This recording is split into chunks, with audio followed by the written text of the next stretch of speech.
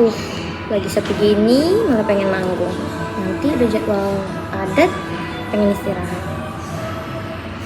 Gimana ya? Kira-kira ada cafe yang bisa live music?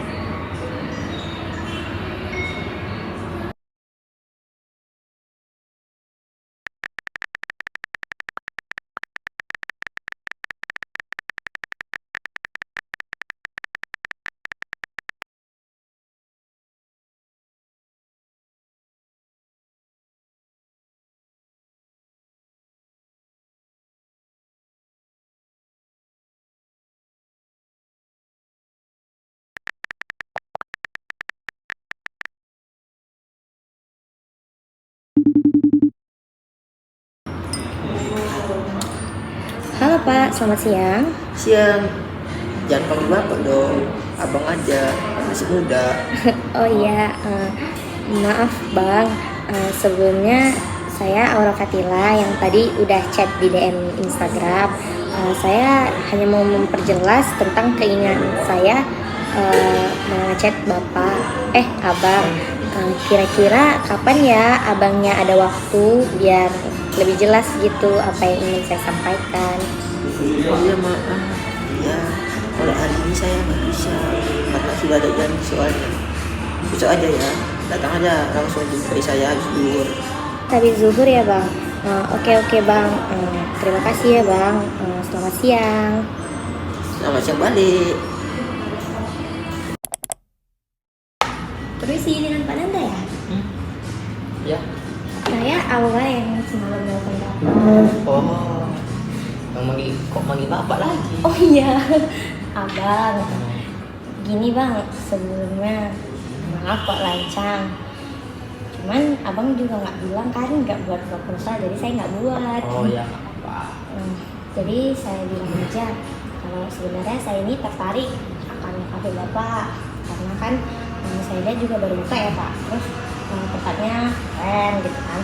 Cuman karena baru buka itu mungkin susah nyari pengunjung ya Pak. Jadi saya ingin menawarkan kesepakatan. Karena kalau saya mengadakan live music di sini, saya lihat juga Bapak menyediakan tempat yang kosong. Ini tuh bisa saya pakai untuk saya sama band saya nyanyi gitu. Oh, live musik yang disiarkan di Instagram itu ya? Iya Pak, bisa juga silakan di Instagram, di Facebook, di YouTube juga bisa. Terus benefitnya sama saya, kafe saya itu apa? Benefitnya untuk kafe Bapak itu yang pertama Bapak dapat mendongkrak pengunjung. Kan saya lumayan banyak follower saya di Instagram, jadi dengan saya melakukan live, mereka pasti akan kepo lah gitu istilahnya, di mana ini kafe yang diadakan ya gitu. Lagian pun kafe Bapak ini udah cantik, jadi tinggal saya promosikan sedikit aja pasti banyak remaja-remaja yang kesini pastinya. Gini, kalau misalnya pengunjungnya itu berkurang, bagaimana itu? Gini aja Pak, kita buat kesepakatannya. Kalau pengunjung Bapak bertambah secara signifikan, saya bakal tetap terus manggung di sini.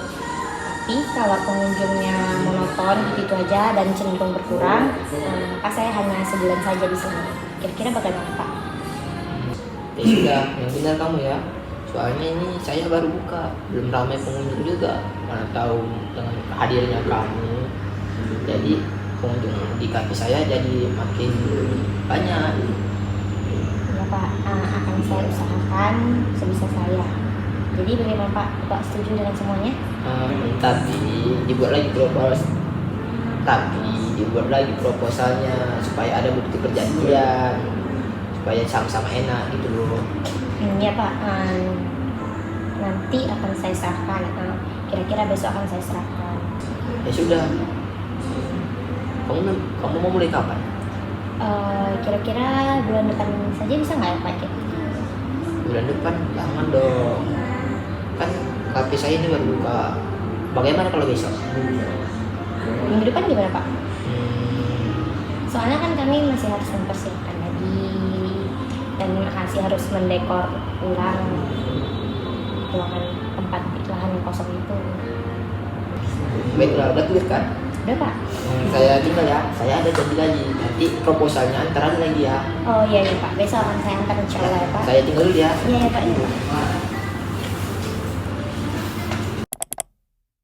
Hai, saya Aura Fatila Saya Irnanda Nopriansa. dari Ilmu Komunikasi 2 Humas Universitas Negeri Islam Sumatera Utara. Melalui video ini kami akan menjelaskan tentang lobby dan negosiasi. Pada video sebelumnya kami sudah memberikan contoh bagaimana cara melakukan lobby dan negosiasi. Lobby pada video sebelumnya terletak pada ketika Aura atau saya sendiri ingin melakukan suatu pertunjukan musik di suatu kafe, dan saya pertama sekali saya harus menjumpai pemilik kafe agar dapat mengatur jadwal bertemu dan mendiskusikan tentang negosiasi yang perlu dilakukan sebelum saya melakukan live music di kafe tersebut. Lobby sendiri memiliki pengertian mempengaruhi atau meyakinkan seseorang agar seseorang tersebut seagenda atau sependapat dengan kita. Pelaksanaan lobby melakukan pendekatan komunikasi sebagai alat untuk mencapai tujuan. Lobby memiliki karakteristik sebagai berikut. Yang pertama, bersifat tidak formal. Yang kedua, dapat dilakukan kapan saja dan di mana saja. Yang ketiga, pelaku dalam lobby dapat beragam, dapat 2 orang, 3 orang, atau 4 orang. Yang keempat, bentuk melobi juga dapat dilakukan secara beragam, baik melalui obrolan ataupun melalui surat. Yang kelima, arah pendekatan bersifat satu arah. Ada beberapa kemampuan yang harus kita perhatikan. Yang pertama itu kita harus dapat membaca suatu konteks permasalahan. Yang kedua itu kita harus dapat menulis dan berbahasa dengan baik dan benar. Yang ketiga, kita harus bisa mempresentasikan pendapat. Yang keempat, kita harus bisa mendengarkan lawan bicara kita. Dan yang terakhir, kita itu harus bisa berkomunikasi secara jelas dan tidak bertele-tele agar lobby yang dilakukan dapat dilakukan secara cepat namun efektif. Mungkin ini saja yang dapat saya sampaikan tentang lobby. Selanjutnya tentang negosiasi akan dijelaskan oleh teman saya Irnanda. Pada Irnanda, saya silakan. Mungkin ini saja yang dapat saya sampaikan tentang lobby. Untuk negosiasi akan disampaikan oleh teman saya yang di sebelah. Pada Irnanda, saya persilahkan. Dalam video sebelumnya, proses negosiasi terjadi ketika Aura ingin melakukan live musik di sebuah kafe. Sebelum melakukan live musik, Aura dan pemilik kafe berunding agar satu sama lain itu saling menguntungkan dan tidak merugikan satu sama lain. Yang mana negosiasi atau perundingan adalah komunikasi timbal balik yang dirancang untuk mencapai tujuan bersama. Pada dasarnya negosiasi dilakukan untuk menciptakan sesuatu yang baru yang tidak dapat dilakukan sendiri oleh masing-masing pihak, dan untuk menyelesaikan masalah atau menolak di antara pihak-pihak yang terlibat. Karena orang dapat bernegosiasi mengenai banyak hal yang berbeda. Memahami proses dasar dari negosiasi merupakan sesuatu yang penting bagi setiap orang yang melakukan kerjasama dengan orang lain. Karakteristik negosiasi ada 6. Yang pertama itu ada terdapat 2 atau lebih pihak, dan yang kedua terdapat suatu konflik berkepentingan di antara 2 pihak. Yang ketiga, pihak-pihak tersebut melakukan negosiasi karena mereka berpikir mereka dapat menggunakan sejumlah pengaruh untuk memperoleh kesepakatan yang lebih baik. Yang keempat, pihak-pihak yang terlibat minimal pada saat terjadi masalah atau sengketa lebih suka mencari kesepakatan dibandingkan dengan berkonflik secara langsung.